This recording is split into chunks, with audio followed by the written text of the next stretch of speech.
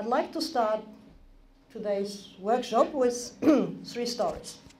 Now, those who don't know me very well don't probably know that I spent 15 years of my life working as a high school teacher and a high school principal. And that was a long time ago. My students at the moment are grown up 30-somethings with their own kids, professionals.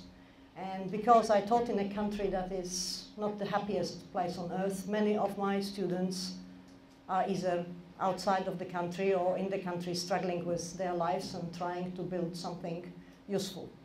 I taught in a school that had an extremely high stress on ethics, the ethics of giving. It was a very privileged private school where most of the rich kids used to go, with the big difference that you had to be rich and you had to be extremely brainy.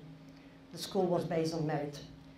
And it was based on 60-40, where the 60% of those who could pay fees were paying for the 40% who had the brains but could not afford the fees. So the school was pretty privileged in that way, but it was also a school that taught the girls one thing. You were called, you were chosen. And they were called and chosen, and on their graduation, they undertook an oath. They were called and chosen to duty. And their duty was to improve the world around them. Now, the second person, Neda, is a doctor. She's also one of my former students. And Neda works, she could be making heaps of money sitting in a clinic treating people, but instead she runs around war-torn regions and works with children who are traumatized by war. And her request to me was a bit different. A person I know and she knows, a writer, is exiled from Sudan for writing against the government. He has just produced a new book. It's called The Christ of Darfur.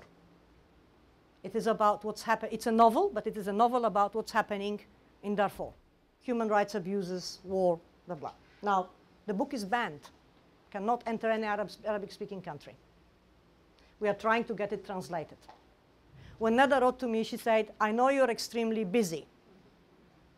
I don't expect you to translate for free. I've just finished doing one for free, but another book.